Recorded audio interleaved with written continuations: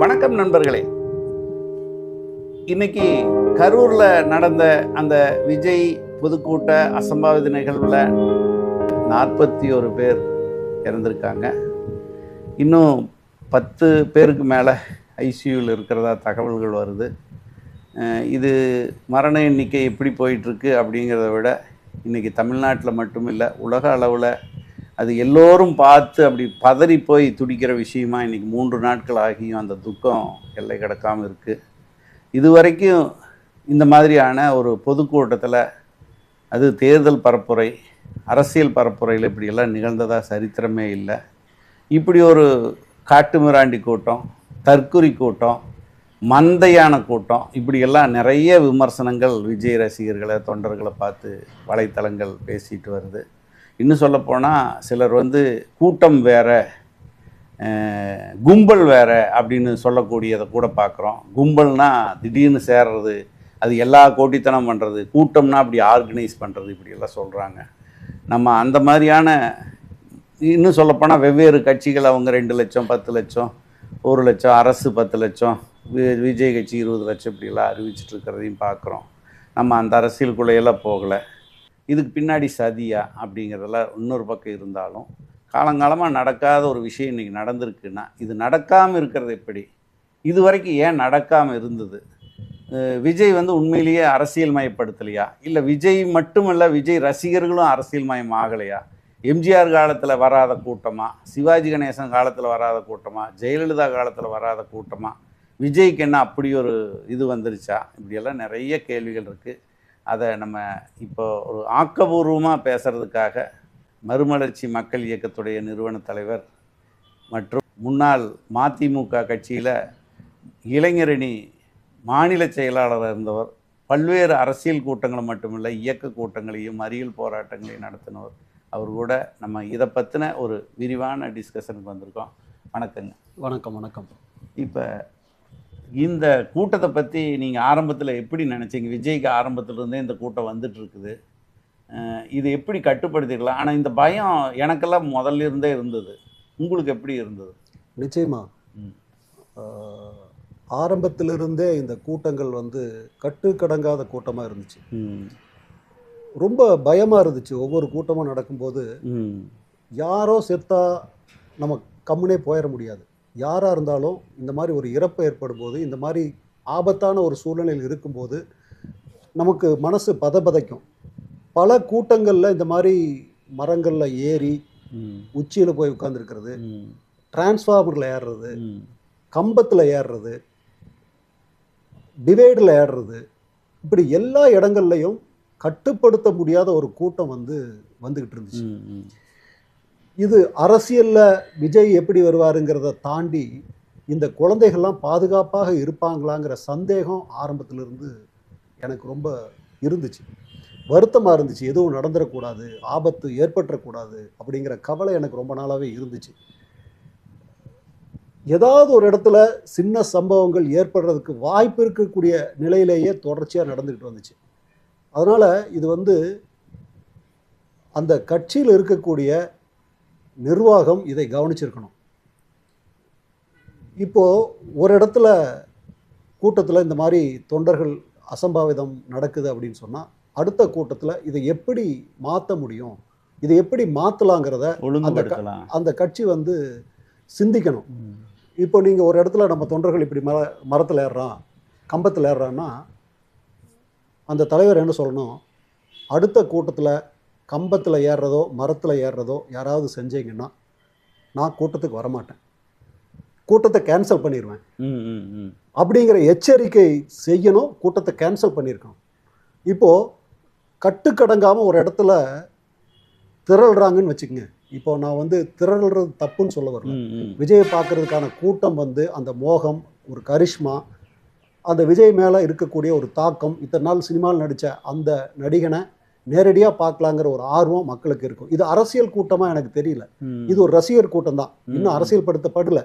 ஒரு ரசிகர் கூட்டம் தான். அந்த ரசிகர் கூட்டம் அந்த விஜயை பார்க்கறதுக்கு வர்றது இயல்பு தான். நான் இல்லைன்னு சொல்ல வரல. அவங்க வீட்டில் என்னென்னா, பெண்கள் போகிறாங்கன்னா அந்த குழந்தை கேட்கும், விஜயை பார்த்துட்டு வரலாம். ஏன்னா அந்த குழந்தையும் சின்னதுலேருந்து விஜயை பார்த்து பார்த்து வளர்ந்துருக்கும். சினிமாவில் பார்க்கும்போது ஒரு தாக்கம் அதுக்கு தெரியாமையே அதுக்குள்ளே வந்திருக்கும்.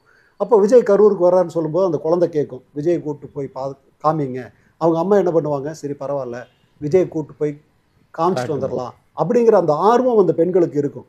நான் இதை வந்து குற்றமாக நம்ம சொல்ல முடியாது. எல்லாமே அயோக்கிய பசங்க, சில்லற பசங்க அப்படியெல்லாம் நம்ம பேச வரல. அந்த ஆர்வம் வந்து எல்லாத்துக்கும் இருக்கும். அந்த குழந்தை கேட்கும். அந்த பெண்மணி, அந்த பெண்ணுக்கு கூட சரி விஜய் வந்து நம்ம திரையிலேயே பார்த்துட்டு இருக்கக்கூடிய அந்த நடிகர் இப்போ நம்ம ஊருக்கு வர்றாரு, போய் பார்க்கலாங்கிற அந்த ஆர்வம் இருக்கும். இப்படி இருக்கக்கூடிய சூழ்நிலையில் அந்த பெண்கள், குழந்தைகள் எல்லாமே வர்றாங்க இல்லையா, இதைய வந்து எப்படி கட்டுப்படுத்துதுங்கிறத ஒரு ஆர்கனைசிங் டீமை வந்து நீங்கள் செட் பண்ணியிருக்கணும். இதில் குற்றமாக இதை எடுக்கக்கூடாது. ஏன்னா இந்த மாதிரியான நிகழ்வு இனிமேல் ஏற்படக்கூடாதுங்கிறதுக்காகத்தான் நான் நிறைய சொல்ல வேண்டியது இருக்குது. இப்போது நாங்கள் வந்து ஒரு மராத்தான் போட்டி நடத்தினோம். சென்னையில் நடத்தினோம், திருச்சியில் நடத்தினோம், கோயம்புத்தூரில் நடத்தினோம். ஒரு மாதம் டீம் தனித்தனியாக நாங்கள் ரெடி பண்ணுவோம். இப்போ பார்த்தீங்கன்னா எப்படி இந்த வந்து மரத்தில் ஏறுறான் கட்டுப்படுத்த முடியல அப்படிங்கிற மாதிரி இந்த மராத்தான் ஓடும்போது 6, 7, 8வது படிக்கக்கூடிய அந்த சின்ன குழந்தைகள் இருக்காங்களே அவங்கள கட்டுப்படுத்த முடியாது. எல்லாருமே ஃபோர்ஸில் இருப்பான், சொன்னால் கேட்க மாட்டான். அப்போது இந்த குழந்தைகள் ஸ்ட்ரென்த்து வந்து பார்த்தீங்கன்னா 5000, 6000 குழந்தைகள் வந்து அங்கே நின்றுட்டு இருப்பாங்க. நாங்கள் என்ன பண்ணுவோம், திட்டமிடுவோம் இந்த குழந்தைகளை எப்படி வந்து கண்ட்ரோலாக அந்த மராத்தானில் கலந்துக்க வைக்கிறது. கொஞ்சம் ஒரு குழந்தை 2 குழந்தை விழுந்துருச்சுன்னா மொத்தமாக மேலே விழுந்துரும். இதை வந்து ஏற்படுத்தக்கூடாது. அப்போ நாங்கள் என்ன பண்ணுவோம், டீமை ரெடி பண்ணுவோம். ஒரு 50 பேர் கொண்ட குழு, 1, 2, 3, 4 டீம் செட் பண்ணுவோம். ஒரு டீம் வந்து ஃப்ரண்ட்டில் அப்படியே நிற்பாங்க கைகோத்துட்டு, கயிறை பயன்படுத்த மாட்டோம். எல்லாருமே கையை பிடிச்சிக்கிட்டு ஸ்ட்ராங்காக இருக்கக்கூடிய ஆட்களை முன்னாடி 100 பேர் அந்த இடத்துல க்ளோஸ் பண்ணி நிற்பாங்க. ஒரு 50 மீட்டர் தள்ளி மறுபடியும் ஒரு 50 பேர் அங்கே க்ளோஸ் பண்ணி நிற்பாங்க. ஏன்னா அந்த குறிப்பிட்ட இடத்துக்குள்ள ஸ்ட்ரென்த் அதிகமாகிடக்கூடாது. ஒரு 2000 பேர் ஒரு இடத்துக்குள்ளே நின்றுட்டாங்கன்னு சொன்னால் அடுத்த ஹியூமன் செயின் வந்துடும். அடுத்த 2000 பேருக்கு இடையில ஒரு ஹியூமன் செயின் வரும். அப்போ என்னன்னு கேட்டிங்கன்னா ஒரு இடத்துல நெருக்க மாட்டாங்க, அந்த கூட்டத்தை மெயின்டைன் பண்ண முடியும். அப்போது இப்படியெல்லாம் ஒர்க் பண்ணுவோம். எந்த இடத்துல யார் நிற்கணும் அப்படிங்கிறத போர்டில் சைடில் இருக்கக்கூடிய போஸ்ட் கம்பத்தில் யார் யார் எந்தெந்த இடத்துல நிற்கணுங்கிறதெல்லாம் போர்டு கட்டுவோம். முந்தின நாள் வந்து இன்றைக்கி சொல்கிறாங்கல்ல, அங்கே டிச் இருந்துச்சு, குழி இருந்துச்சு, உள்ளே விழுந்துட்டாங்கன்னு சொல்கிறாங்க இல்லையா, நாங்கள் வெடிய ஒரு 10 பேர்த்த கூப்பிட்டு, தொழிலாளிகளை கூப்பிட்டு நைட்டு போய் அந்த இடத்தையெல்லாம் வாட்ச் பண்ணுவோம். குழி இருந்துச்சுன்னா மண் போடுவோம். அதே மாதிரி ஒரு பள்ளம் இருந்துச்சுன்னு சொன்னால் எல்லா இடத்துலையும் நாங்கள் வந்து தோண்டி அங்கே கம்பை நட்டு சுற்றியும் வந்து நாங்கள் கட்டி விட்ருவோம், அந்த இடத்துக்குள்ளே வந்து உழுவக்கூடாதுங்கிறதுக்காக. அப்போ அந்த இடம் வந்து கம்ப்ளீட்லி சேஃபாக இருக்கும். எங்கள் மராத்தான் போட்டிக்கு பார்த்தீங்கன்னா காவல் அதிகாரிகள் அப்படின்னு பார்த்தோம்னா ஒரு 15 பேர் தான் இருப்பான். ஒரு 15 பேர்த்த வச்சுக்கிட்டு இந்த 20,000 பேர் 10,000 பேர்த்த நாங்கள் மெயின்டைன் பண்ணுவோம். ஏன்னா மொத்த டீமையும் நாங்கள் கேட்க முடியாது. காவல்துறை இதுதான், நம்ம எனக்கு வேலை செய்கிறதுக்கே காவல்துறை இல்லை. நாங்கள்லாம் நிகழ்ச்சி நடத்துவோம், ஒவ்வொருத்தரும் நிகழ்ச்சி நடத்துவோம். காவல்துறை வந்து மொத்தமாக காவல் பாதுகாத்துக்கிட்டே இருக்கணும்னு நம்ம நினைக்க முடியாது. அவங்க ஒரு டீம் கொடுப்பாங்க. ஆனால் நம்ம ப்ரிப்பேராக இருக்கணும், இந்த இடத்துல எப்படி பாதுகாப்பாக நடத்துறது. ஏன்னா நம்மளை நம்பி அந்த கூட்டம் வருது, நம்மளை நம்பி அந்த குழந்தைங்க வர்றாங்க. இந்த குழந்தைகளை பாதுகாப்பாக எப்படி அனுப்புகிறதுங்கிற திட்டமிடல் எனக்கு வேணும். நாளைக்கு ஏதாவது ஒரு சம்பவம் நடந்து போச்சுன்னா போலீஸ்காரன் சரியில்லை, தண்ணி கொடுத்தவன் சரியில்லைன்னு நான் சொல்ல முடியாது. ஒரு குழந்தைக்கு பாதிப்பு ஏற்பட்டாலும் அந்த பாதிப்பு என்னை சேர்ந்தது. நான் வந்து வெடிய ஒர்க் பண்ணுவோம், தூங்க மாட்டோம். எந்த இடத்துல யார் நிற்கிறது அவங்களெல்லாம் கூப்பிட்டு வந்து ட்ரைனிங் கொடுப்போம். அப்போது பார்த்தீங்கன்னு சொன்னால் இப்படி வாலண்டியர்ஸே ஒரு 500 பேர் நாங்கள் ரெடி பண்ணுவோம். அவங்களெல்லாம் பாதுகாப்புக்கு வச்சுருப்போம். இவங்களுக்கு பேசி இவங்க எப்படி அந்த கும்பலை மெயின்டைன் பண்ணுறது, அந்த 6, 7, 8 குழந்தைகளுடைய மைண்ட் செட் எப்படி இருக்கும், கட்டுப்படுத்த முடியாத ஒரு ஸ்பீடில் இருப்பாங்க. அதுக்கப்புறம் 9, 10, 11 மாணவர்கள் அவங்க எப்படி மைண்ட் செட்டில் இருப்பாங்க, அவங்கள ஈஸியாக கட்டுப்படுத்த முடியும். அப்போ அவங்களுக்கு என்ன ஸ்ட்ரென்த் கொடுக்குறது, இதெல்லாம் நாங்கள் திட்டம் போட்டு வேலை செஞ்சு ஒரு குழந்தைகளுக்கு கூட பாதிப்பு ஏற்படுத்தக்கூடாதுங்கிற அந்த எண்ணம் எங்களுக்கு இருக்கும். அப்போ என்ன ஆச்சுன்னு சொன்னால் ஒரு 20,000 பேர் 30,000 பேர் வந்தால் கூட அந்த நிகழ்வை பாதிப்பு இல்லாமல் நடத்திட முடியும். நான் கேட்குறேன், அங்கே ஓட்டை இருந்துச்சு, இங்கே பள்ளம் இருந்துச்சு, உங்கள் நிர்வாகிகளை எங்கே போனீங்க நைட்டு, ஏன் பார்க்கல, ஏன் மூடல, எத்தனை நாளைக்கு முன்னாடி உங்களுக்கு ப்ரோக்ராம் கிடச்சிருக்கும், டைம் வாங்கியிருப்பீங்கள, இதெல்லாம் நீங்கள் ஏன் பார்க்கல, டிரான்ஸ்ஃபார்மர் எங்கே வைக்கிறது ஏறுவான்னு தெரியுமில்ல, ஏற்கனவே எல்லா இடத்துலையும் ஏறிட்டு தான் இருக்கான். அவனுக்கு ஆர்வம், உங்கள் கட்சி உங்களை நம்பி வர்றான், விஜயை நம்பி வர்றான் அங்கே. அப்போது அவனுக்கு பாதுகாப்புக்கு கொடுக்க கடமை யாருக்குது? காவல்துறை நீங்கள் குற்றம் சொல்கிறீங்க. நான் என்ன சொல்கிறேன்னா, மாறி மாறி குற்றம் சொல்கிறதல்ல பிரச்சனை. காவல்துறை என்ன ஒவ்வொருத்தருக்கும் போய் காவல்துறை இதே பண்ணிட்டு இருப்பானா? தண்ணி வச்சிங்களா நீங்கள்? தண்ணி கூட கொடுக்கல. நீங்கள் இதெல்லாம் எப்படி மெயின்டைன் பண்ணுறீங்க? எப்படி அட்மினிஸ்ட்ரேஷன் பண்ணுறீங்க?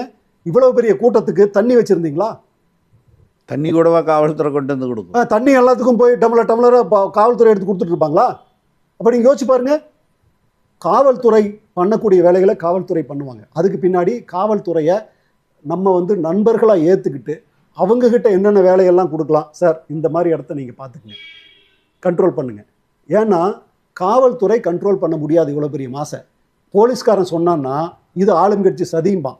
நாங்கள் கூட்டம் சேர்றதை காவல்துறை தடுக்குதுன்னு சொல்லுவான். போலீஸ்காரன் சொன்னான்னு வச்சுங்களேன், பிரச்சனை வேற மாதிரி ஆகும். அந்த இடத்துல கலவரம் கூட வெடிக்கும், கடை உடைப்பான், தீ வச்சிருவான். காவல்துறை வந்து குறிப்பிட்ட அளவுக்கு மேலே இந்த மாதிரி மாஸ் கூட்டத்தை கட்டுப்படுத்துறதுக்கு ரொம்ப சிரமம். அவங்க சொன்னால் கேட்க மாட்டான், ஆனால் நிர்வாகி சொன்னால் கேட்பான். அந்த மாவட்ட செயலாளர், அந்த ஒன்றிய செயலாளர், அந்த இளைஞரணி செயலாளர் யார் கூட்டிகிட்டு வர்றாங்களோ அந்த நிர்வாகி அங்கே நின்றுட்டு நீ இங்கே நில்றான்னு சொன்னால் நிற்பான். ஏன்னா அந்த கட்சிக்கு கட்டுப்பட்டு வர்றான். காவல்துறை சொன்னால் நிற்க மாட்டான். அப்போ நீங்கள் என்ன பண்ணியிருக்கணும்? பெரிய டீம் ஃபார்ம் பண்ணியிருக்கணும். நான் கேட்குறேன், விஜய் சாருக்கு பவுன்சர்ஸ் 25 பேர் போட்டிருக்கீங்களா? பிரிவு பாதுகாப்பு போட்டிருக்காங்க. இல்லை, அது வந்து தனி அரசாங்கம் கொடுக்குறாங்க, விட்டுருங்க. நான் என்ன சொல்கிறேன், பவுன்சர் தனியாக, பவுன்சர்ஸை வந்து நீங்கள் தனியாக நீங்கள் நியமிச்சிருக்கீங்களா? உங்களை பாதுகாக்கிறதுக்கு பவுன்சர் தனி ஆட்களை நியமிக்கிறீங்க. அப்போ நீங்கள் சேஃப் ஆகுறீங்க. உங்களை பார்க்க வர்ற அந்த குழந்தைகளை பாதுகாக்கிறதுக்கு இந்த பவுன்சர் மாதிரி நீங்கள் போட்டிருக்கணுமா இல்லையா? ட்ரெயின் பண்ண பவுன்சர்களை நீங்கள் ஒரு 500 பேர்த்து கொண்டு வந்து நிறுத்தி வச்சிருக்கணுமா இல்லையா? செயின் போட்டு நிற்கணுமா இல்லையா? சைடில் நில்லு, மரத்தில் ஏறினானா இறக்கி விடு. நீங்கள் என்ன பண்ணுறீங்க? நீங்கள் நடக்கிற அந்த பாதையில் ஏறுறவனை பிடிச்சி தள்ளி விடுறீங்க. உங்களுக்கு பாதுகாப்பாக இருக்குது. ஆனால் இப்போ மரத்தில் ஏறுறான்ல, இந்த மரத்தில் ஏறுறவனை தடுக்கணுமா வேண்டாமா? அந்த இடத்துல நீங்கள் ஏன் பவுன்சர் வைக்கல? அவனை மரத்தில் ஏறக்கூடாதீங்க, கம்பத்தில் ஏறக்கூடாதீங்க.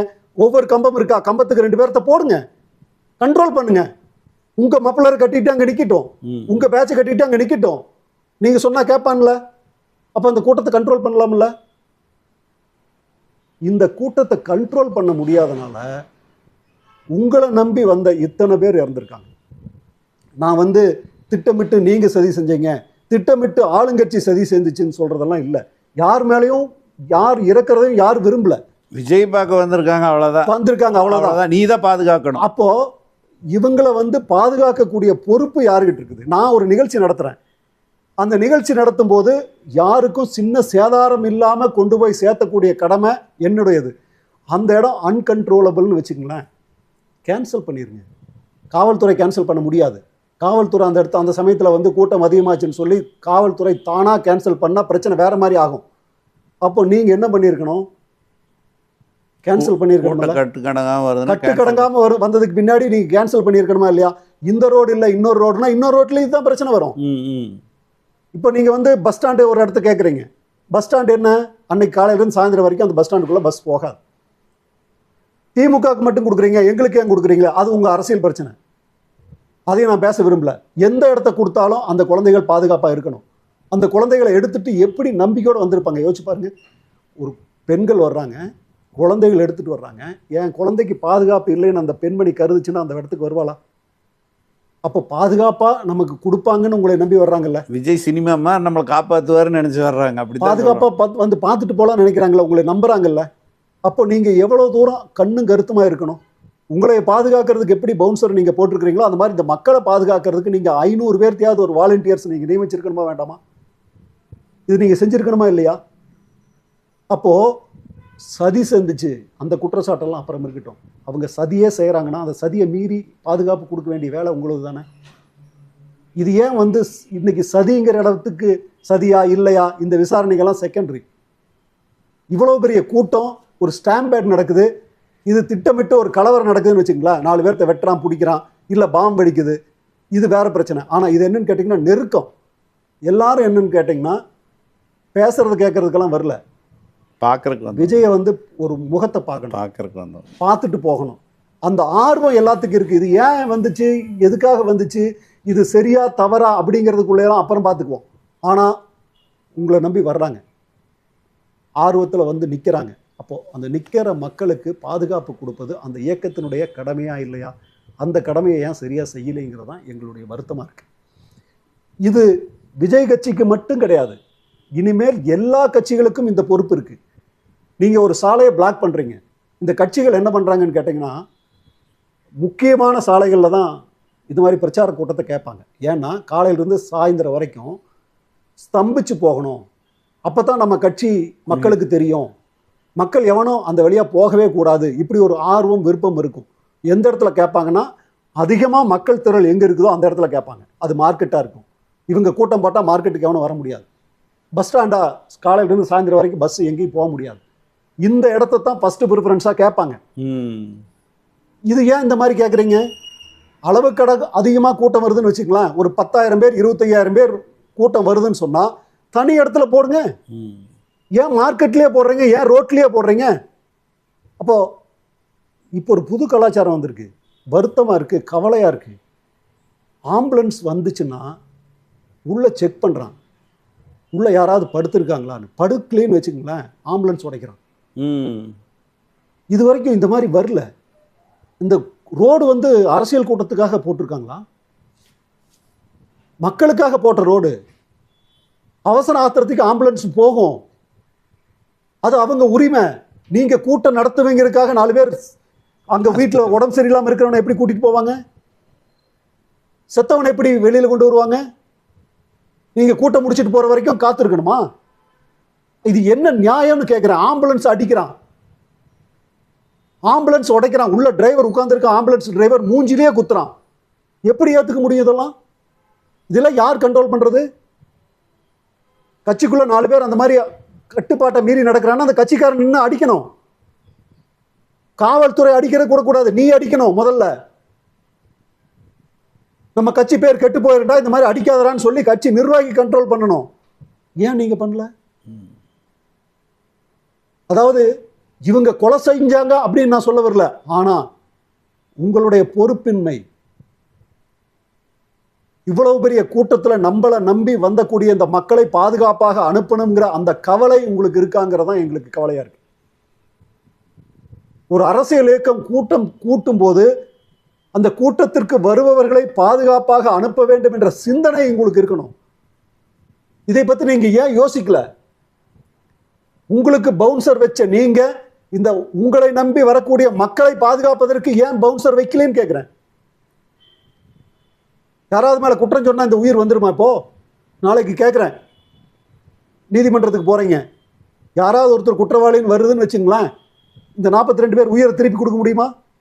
இது குற்றம் சாட்டுவதற்கான நேரம் இல்லை, குற்றத்தை திருத்திக்கிறது. குற்றத்தை இப்போ எப்படி மாற்றணும்? இனிமேல் தேசிய நெடுஞ்சாலைகள் எந்த நெடுஞ்சாலைகள்லையும் அரசியல் கட்சிகளுடைய பிரச்சார கூட்டத்துக்கு அனுமதிக்காதீங்க. ஒரு 1000 பேர்த்துக்கு மேலே ஸ்ட்ரென்த் அதிகமாச்சா நீ தனியாக வச்சுக்கோ. இன்னொன்று, அந்த கூட்டத்துக்கு வர்ற தொண்டர்கள் இல்லாமல் வேடிக்கை பார்க்க வரக்கூடிய பொதுமக்கள், சாதாரணமாக வீட்டிலேருந்து வெளியே வர்றவன் செத்து போகிறான். இந்த இழப்பை எப்படி சொல்லுவீங்க? யோசிச்சு பாருங்க.